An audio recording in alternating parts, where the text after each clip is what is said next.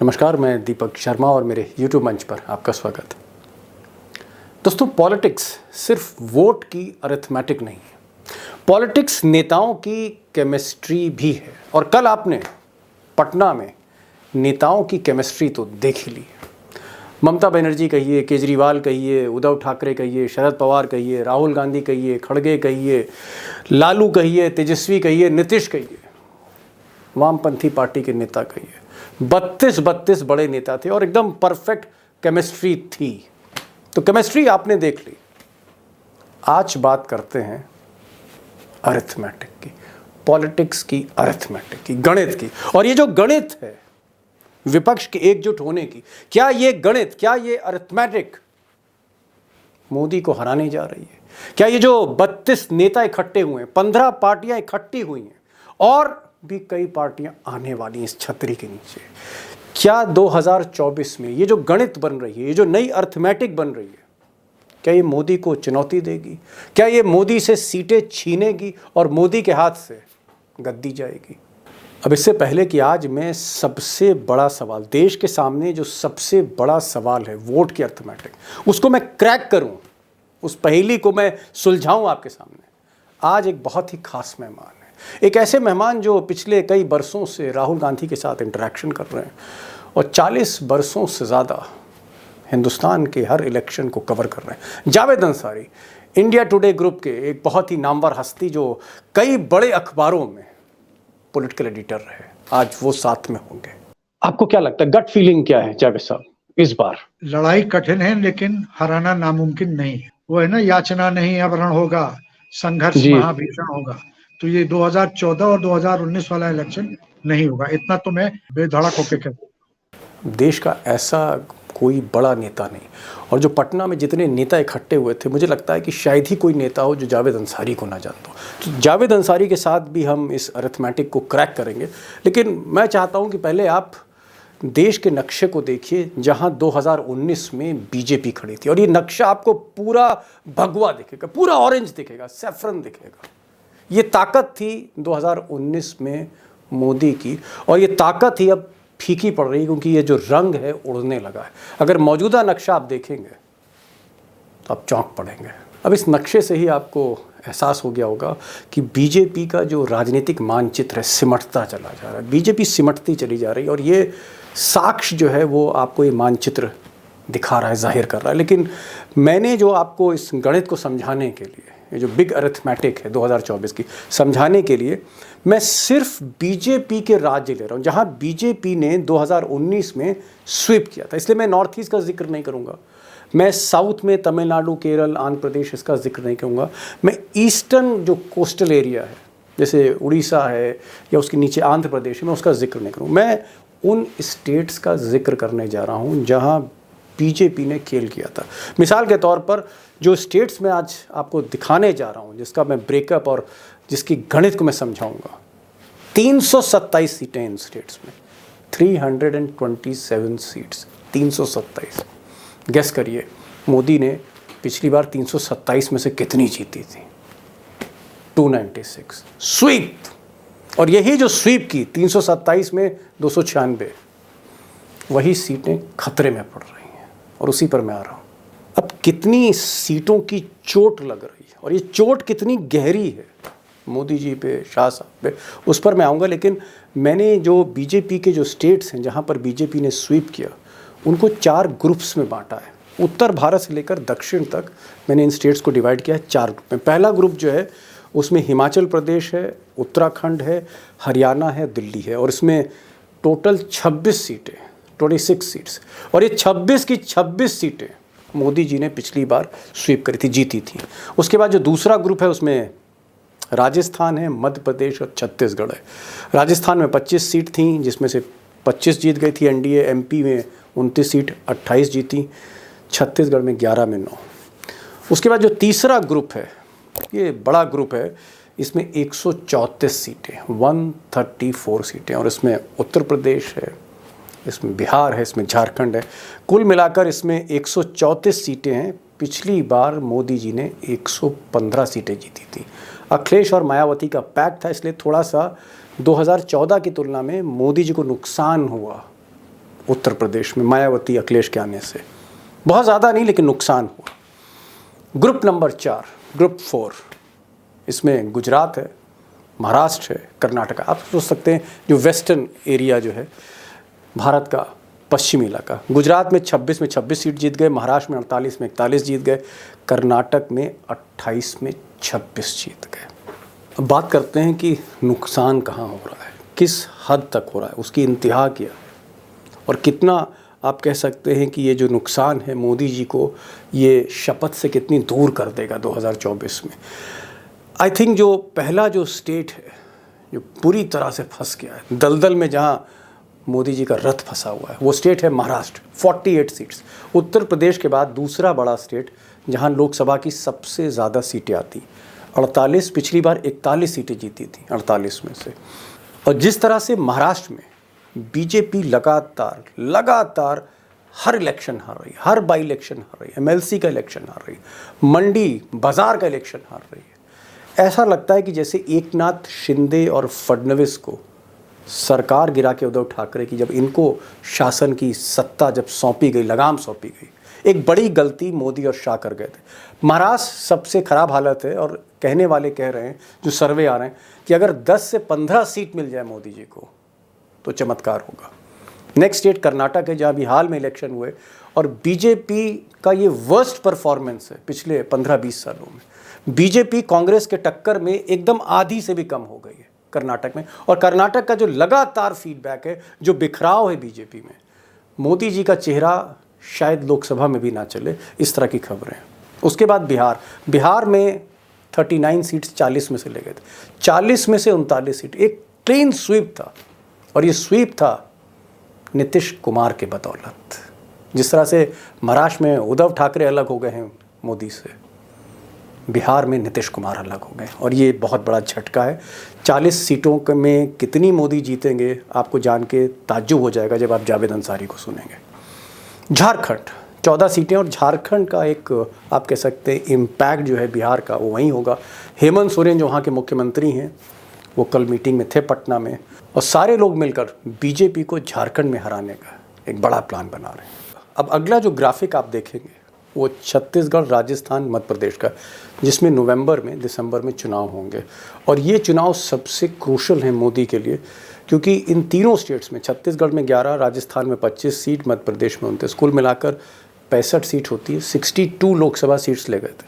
इस पर मैं टिप्पणी इसलिए कम कर रहा हूँ क्योंकि यहाँ पर चुनाव होने, और नवंबर के बाद अगर ये तीनों राज्य भाजपा के हाथ से निकलते हैं या 2 राज्य निकलते हैं, तो इसका मतलब ये है कि ये जो पिछली बार जो एरिया था, मोदी जी का एरिया ऑफ इन्फ्लुएंस था, ये जो मध्य भारत की जो पट्टी है, यहाँ भी उनका प्रभाव कम माना जाएगा। तो इसमें मोदी जी जीतते हैं छत्तीसगढ़, राजस्थान, मध्य प्रदेश के चुनाव में, या हारते हैं। ये हार और जीत कुछ महीने बाद विधानसभा के चुनाव में मोदी का भविष्य तय करेगी 2024 का। और उसके बाद में एक स्टेट बचता है हरियाणा, जो मैंने जोड़ा है।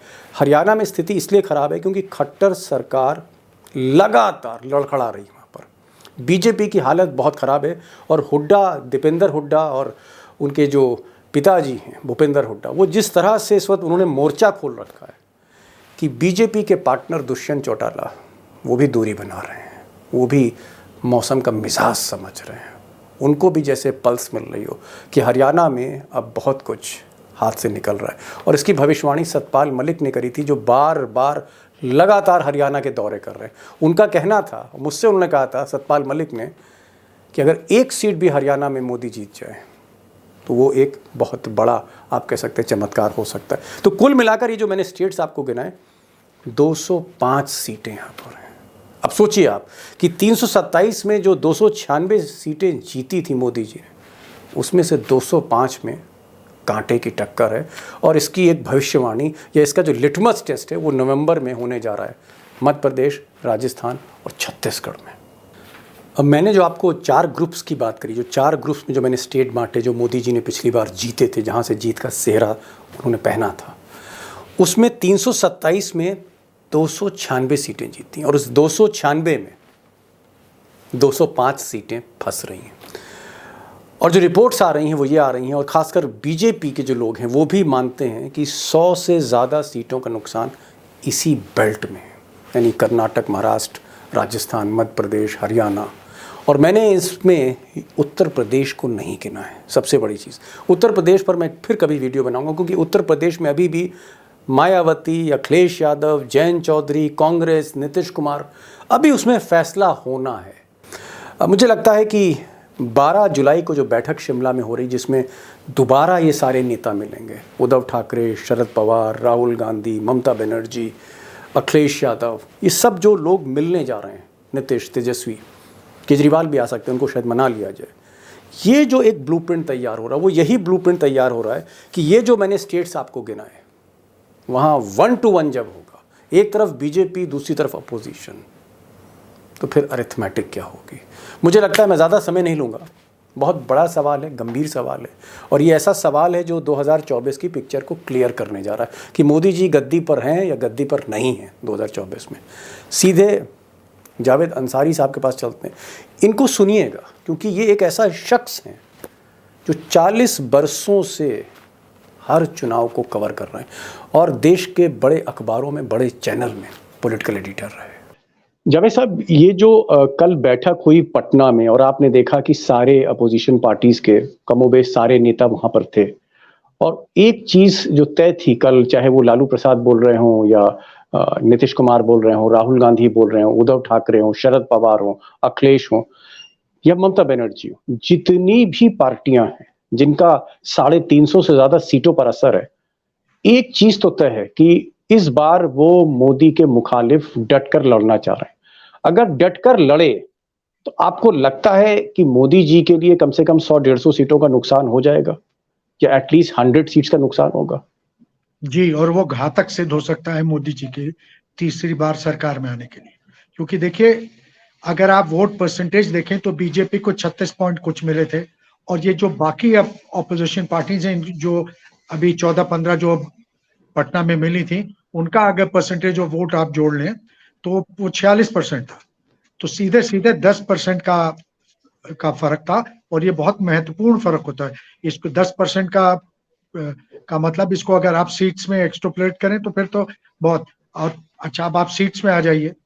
बिहार में पिछले इलेक्शन में 40 में से 39 सीट मिली थी जी एनडीए को। बीजेपी के नेताओं से अगर आप बात करें प्राइवेट, तो वो एडमिट करते हैं कि 39 सीट तो मुश्किल ही नहीं, नामुमकिन है। अगर 9 सीट भी आ जाएं, 10 सीट आ जाएं, तो अपने को खुशनसीब समझेंगे। अब आइए हमारे आपके होम स्टेट उत्तर प्रदेश में, वहां 64 सीट पिछली बार इन्होंने जीती थी, जबकि मायावती और अखिलेश 7 लड़े थे। इस बार कुछ ऐसा नहीं हुआ है जिसमें मुझे लगे कि उनकी वहां घटेगी। वहां पे अभी भी उनका पलड़ा बहुत भारी है।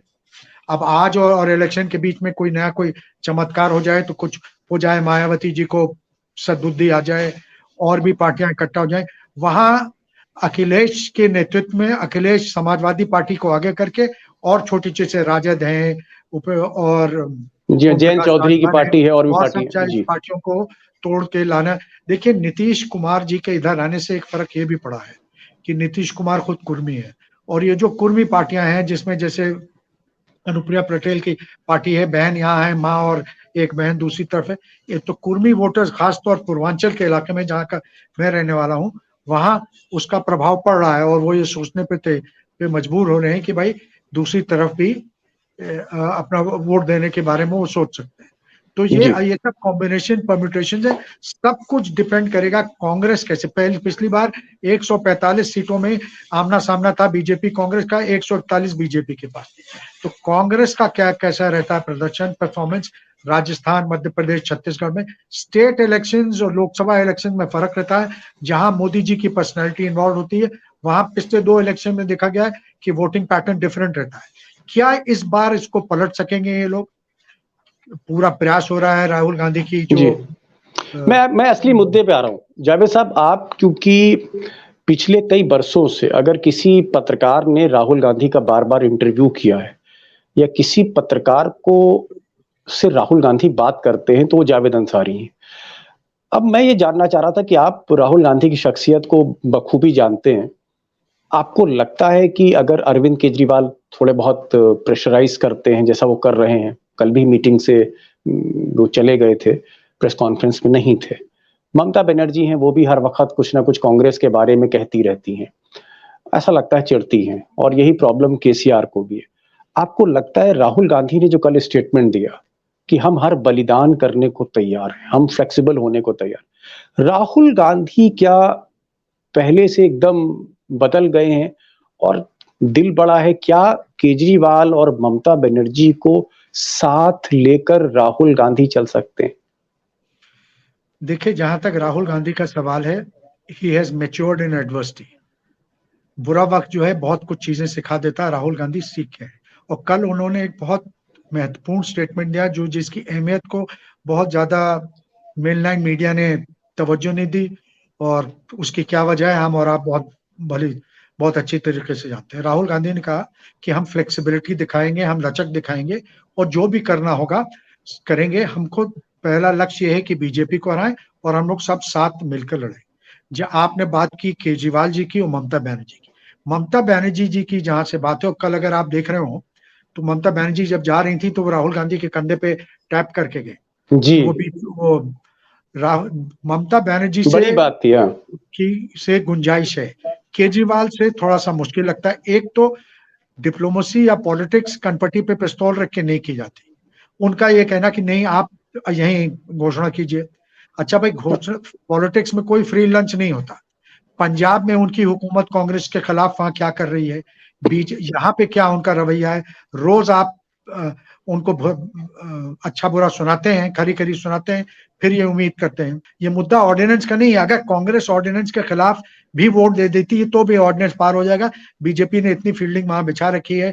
मुझे ये लगता है कि अध्यादेश पे अगर के खिलाफ भी अगर कांग्रेस वोट करेगी तब भी आम आदमी पार्टी के साथ इनका सीट का तालमेल होना जरा मुश्किल होगा, क्योंकि पंजाब और दिल्ली है, फिर आम आदमी पार्टी को राजस्थान में जगह चाहिए, आम आदमी पार्टी को गोवा में सीटें चाहिए, आम आदमी पार्टी को हरियाणा में चाहिए। तो वो देने के लिए कांग्रेस के पास शायद उतना नहीं है की वजह से। राहुल गांधी का दिल बड़ा, राहुल गांधी, प्रियंका गांधी, सोनिया गांधी, ये तीनों इस नतीजे पे पहुंच चुके हैं, और खड़गे साहब भी, कि ये ऐसा वक्त है कि सब कुछ लुटा के भी अगर कुछ बचा सके तो बचा लिए, क्योंकि उनको मालूम है कि अगर 2024 में हारे तो फिर जो है बहुत ही मुश्किल होगा। उसके लिए उसके बाद कमबैक होना बड़ा मुश्किल है। प्रणब मुखर्जी के ऐसा तो अनुभवी कोई सियासतदान था नहीं मेरी नजर में, और वो ये कहते थे कि अगर 2 बार से ज्यादा आप सत्ता संभाल रहे हैं, उसके बाद आना जो है ऐसे ही होता है जैसे नंगे पैर आप हिमालय पर्वत पर चढ़ने की कोशिश करें। नंगे पैर हिमालय पर्वत पर चढ़ना है अगर आप 2 बार चुनाव हार जाते हैं, यानी 10 साल का अगर पीरियड है तो बड़ा मुश्किल है। एक चीज में, और आपने जो कहा कि प्रियंका गांधी और राहुल गांधी और खड़गे, जो गांधी फैमिली है और खड़गे जो हैं, इनका ये मानना है कि जितना भी लुटा सको लुटा दो, लेकिन भाजपा को हराओ। अगर ये स्थिति है तो क्या हम देखें कि उत्तर प्रदेश में फिर तो बात बन सकती है? उत्तर प्रदेश में अगर अखिलेश के आगे थोड़ी कुर्बानी कांग्रेस देती है तो फिर अखिलेश, कांग्रेस, जयंत चौधरी आरएलडी से, और हो सकता है जब बारात चलने लगे तो मायावती भी आ जाएं उसमें। क्या आपको ऐसी चीज, एक ऐसी तस्वीर लगती है? क्योंकि मेरा ये मानना है, पर्सनली मेरा मानना है कि मायावती कतई मोदी जी से खुश तो नहीं है, वो एक समझौते की राजनीति है। तो क्या आपको लगता है उत्तर प्रदेश में सब लोग एक साथ आ जाएंगे जब बारात चलेगी? देखिए, रास्ता वही है। अगर ये सब साथ नहीं होंगे तो इनका किस्तों में सफाया होगा, ये सब असलियत जानते हैं। बड़ा दिल सिर्फ कांग्रेस को ही नहीं दिखाना होगा, अखिलेश यादव जी को भी दिखाना होगा। क्योंकि देखिए, जब वो मायावती जी से मिलके लड़े थे तब कितनी सीटें आई थी। वो पिछले 4 बार वो इलेक्शन हार चुके हैं उत्तर प्रदेश में। उनके नेतृत्व में समाजवादी पार्टी पिछला 4 इलेक्शन हार चुकी। ये कोई गैर मामूली बात नहीं है। तो अच्छा, एडजस्ट करने की कांग्रेस को भी, अब कांग्रेस अगर अब आज के दिन कहे कि हमें 50 सीट लड़नी होगी तो ये तो बिल्कुल गैर मुनासिब बात है ना। 50 सीट के इनके पास 50 कैंडिडेट नहीं होंगे। लेकिन बहुत कांग्रेस को एडजस्ट किया जा सकता है। अमेठी, रायबरेली के अलावा भी, जैसे प्रतापगढ़ है, फिर कुछ ये कानपुर है, कानपुर भी उनका एरिया है, वेस्टर्न यूपी में सीटें हैं। वहां पे ऐसा हो कि इनको सम्मानजनक नंबर ऑफ सीट्स मिल जाए, ये वहां लड़े। इसके आने से ये होगा कि कांग्रेस हो सकता है अगर अलग लड़ेगी तो इतने वोट ना पाए कि वो खुद जीत जाए, लेकिन इतने वोट जरूर काट देगी कि फिर समाजवादी पार्टी का और विपक्ष का वहां नुकसान हो। तो वो सारे लोग जो बीजेपी को हराना चाहते हैं वो भी यही चाहते हैं कि ये सारी पार्टियां एक हो जाएं, और जब अगर ये एक हो जाएंगी तो फिर ये एक तरफा वोट पड़ेगा, जो गैर बीजेपी वोट है जी। वो इन लोगों के फेवर। जब इस और एक और सवाल, उसका असर ये होगा कि मायावती जी पे, मायावती जी ने पिछला इलेक्शन में भी समझौता जब घोषणा होने के कुछ ही दिन रह गए थे तब किया था। तो हो सकता जी, है कि डायरेक्ट नहीं तो इनडायरेक्ट आखिर कोई में कोई टैसेट बारात में वो बहुत आखिर में शामिल होती हैं, जब बारात एकदम घर तक पहुंच जाती है, हाँ मिलनी शुरू हो और जाती, तब मायावती हाँ पहुंचती हैं, वो उनकी अदा जी है और मजबूरी भी कह लीजिए आप। एक सवाल और, अगर छत्तीसगढ़, मध्य प्रदेश और राजस्थान, तेलंगाना में तो बड़ा मुश्किल है बीजेपी का जीतना, लेकिन मैं ये 3 स्टेट्स की बात कर रहा हूँ, छत्तीसगढ़, राजस्थान और मध्य प्रदेश। अगर ये तीनों स्टेट बीजेपी हारती है या इसमें से 2 स्टेट जीतती है, या यूं कहूं कि ये जो 3 स्टेट्स हैं इसकी जो हार जीत होगी नवंबर दिसंबर के महीने में जहां विधानसभा चुनाव हो रहा है, क्या अगर बीजेपी हारी तो बहुत मुश्किल होगी मोदी जी के लिए और ये विपक्ष चढ़ जाएगा? क्या आपको लगता है कि बड़ा डिसाइसिव बैटल है राजस्थान, मध्य प्रदेश, छत्तीसगढ़ का? हाँ, ये बहुत महत्वपूर्ण, बहुत अहमियत रखता है।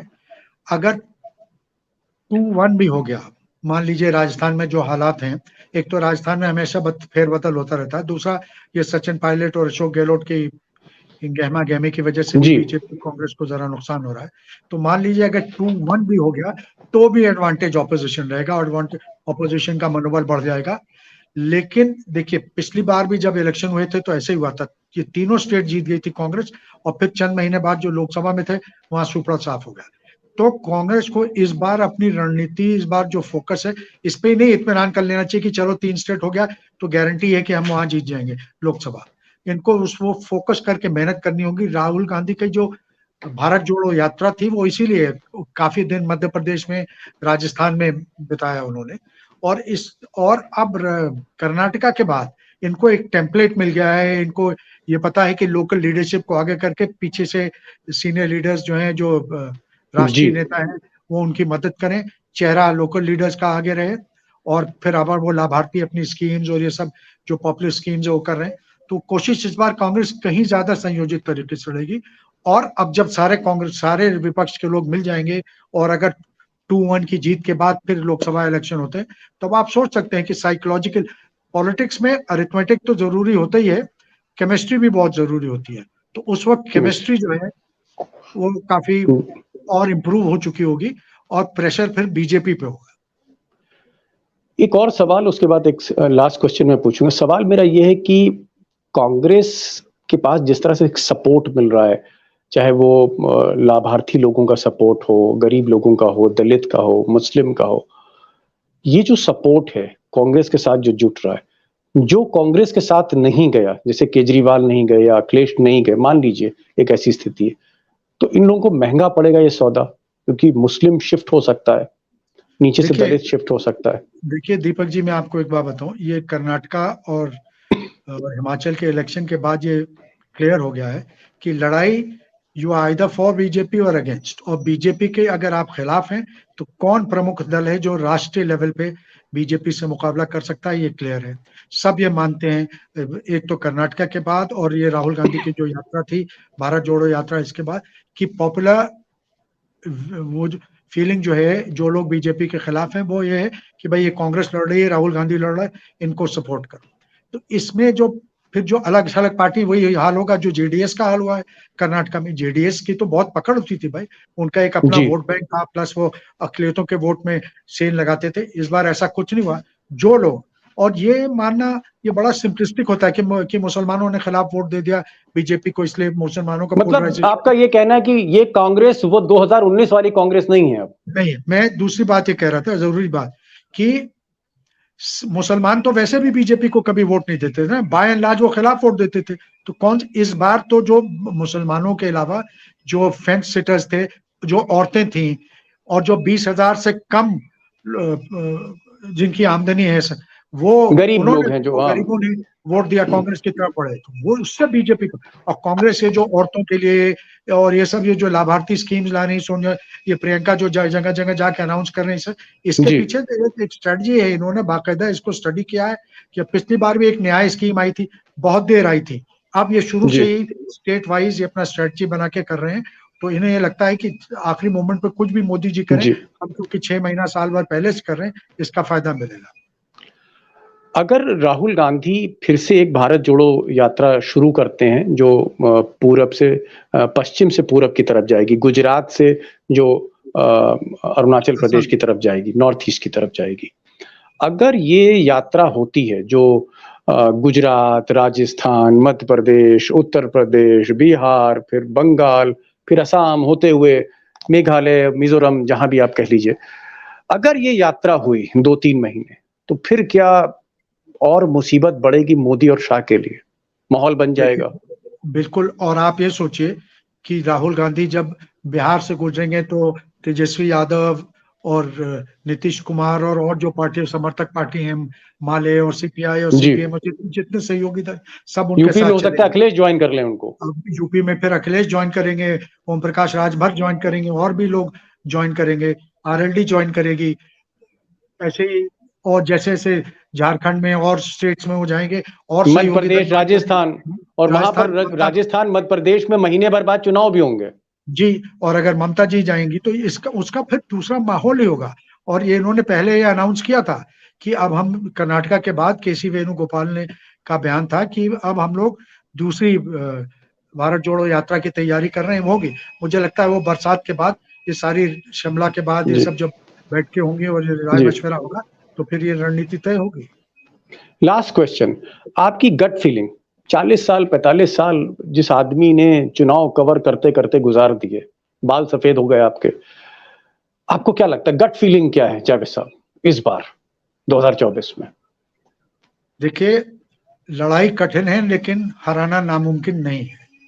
मुश्किल है लेकिन नामुमकिन नहीं है।